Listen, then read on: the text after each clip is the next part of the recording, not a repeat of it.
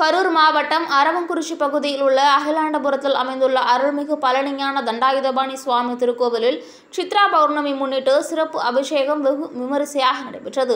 அரவங்குறிச்சி பகுதியில் உள்ள அகிலாண்டபுரத்தில் அருள்மிகு ஞான தண்டாயுதபாணி சுவாமி திருக்கோவிலில் சித்ரா பௌர்ணமி முன்னிட்டு ஸ்ரீ ஞான தண்டாயுதபாணி ராஜ அலங்காரத்தில் சிறப்பு பூஜை மற்றும் 18 சித்தர்கள் சிறப்பு வழிபாடு நடைபெற்றது. இந்த நிகழ்ச்சியில் கரூர், கோவை, திருப்பூர், ஈரோடு போன்ற பல்வேறு மாவட்டங்களிலிருந்து ஏராளமான பக்தர்கள் கலந்து கொண்டனர். மேலும் நள்ளிரவு 12 மணி முதல் 18 சித்தர்களின் சிறப்பு யாக பூஜை நடைபெற்றது.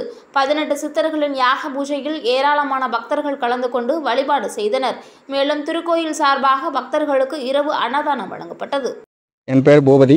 கரூர் மாவட்டத்தில் கரூர்லேருந்து தாராபுரம் போகிற ரோட்டில் கரூர்லேருந்து ஒரு 25 கிலோமீட்டர் தொலைவில் ஸ்ரீ பழனி ஞான தண்டாயுதபாணி சுவாமிங்கிற திருக்கோயில் அமைஞ்சிருக்குது. இந்த திருக்கோயில் முருகப்பெருமான் தனக்கு ஒரு கோயில் எழுப்பணும்னு சொல்லி என் கணவரில் சொல்லி இந்த இடத்துல இன்னார்கிட்ட போய் கேளு அப்படின்னு சொல்லி அந்த இடத்துக்காரவங்ககிட்ட தானமாக கேட்டு அவங்க தானமாக கொடுத்து எழுப்பப்பெற்ற கோயில். இந்த இடத்துல முருகப்பெருமான், தாய் சக்தி செல்லாண்டியம்மன் மற்றும் பரிவார தேவ சிவபெருமான், மகாவிஷ்ணு, சித்தர்கள் 18 பேர் அனைத்து தெய்வங்களும் இந்த இடத்துல குடிகொண்டிருக்கிறாங்க. மக்கள் என்ன வரம் கேட்டு வந்தாலும், குழந்தை வரம் வேண்டும்னாலும், திருமண தடை இருந்தாலும், என்ன வரம் வேண்டி வந்தாலும் இந்த இடத்துல மண்ணை மேய்ச்சி ஆண்டவனை வேண்டிக்கிட்டு போனேன். வேண்டிய வரம் அத்தனை 12 மாசத்துக்குள்ளார அவங்களுக்கு நிறைவேறி மக்கள் கூட்டம் அவங்களா வந்துகிட்டு இருக்கிறாங்க. மாசம் பௌர்ணமி அன்னைக்கு ஒரே நாள் மட்டுமே பூஜை நடக்கும்னு சொல்லி உத்தரவு கொடுத்து அந்த ஒரே நாள் பூஜை நடத்திக்கிட்டு இருக்கிறோம். வெள்ளிக்கிழமை அருள்வாக்கு சொல்லிக்கிட்டு இருக்கிறோம். அந்த அருள்வாக்கு சொல்லி வர கூட்டத்தை வச்சு தான் அந்த கோயிலே கட்டணும். அப்படி கோரிக்கை நிறைவேறி வரக்கூடிய மக்கள் அவங்களுக்கா பிரியப்பட்டு கொடுக்கறத வச்சுதான் கோயில் நடத்திக்கிட்டு இருக்கிறோம். இன்னைக்கு வரைக்கும் அந்த மாதிரி தான் நடந்துகிட்டு இருக்கு.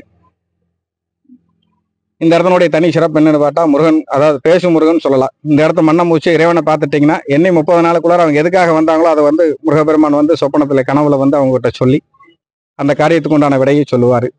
அடுத்தது நம்ம இடத்தினுடைய சிறப்பு என்னன்னு பார்த்தா, இங்க நம்ம விபூதி அள்ளி கொடுத்தா விபூதி சந்தனமா மணக்கும். இது ஒரு முருகப்பெருமானுடைய அருளால ஒரு மகத்துவமா நடந்துகிட்டு இருக்குது. அப்படி சந்தனமா மணந்ததுன்னா அவங்களுக்கு அந்த காரியம் உடனடியாக நடக்கும்னுங்கிற ஒரு ஐதீகம். அப்படி ஒரு வேளை ஒரு மாசம் நடக்கலையும் 1வது மாசம் 2வது மாசம் வரும்போது அவங்களுக்கு ஆட்டோமேட்டிக்கா அந்த எந்த கிரகபலன் தோஷம் எதுவாக இருந்தாலும் அனைத்தும் விலகி அவங்களுக்கு அந்த காரியம் நடக்கும்னுங்கிறது முருகப்பெருமானுடைய திருவருளால் அத்தனை நடந்து மக்கள் கூட்டம் இன்னைக்கு வந்துட்டு இருக்கிறாங்க. வருஷம் சித்ரா பௌர்ணமி அன்னைக்கு சிறப்பு பூஜைகள், சிறப்பு அபிஷேகங்கள் நடத்தி வரக்கூடிய மக்களுக்கு எல்லாத்துக்கும் ஒரு 500-1000 பேருக்கு அன்னதானம் பண்ணிட்டு இருக்கிறோம். மாசம் பௌர்ணமி அன்னைக்கும் அன்னதானம் பண்ணிக்கிட்டு இருக்கிறோம்.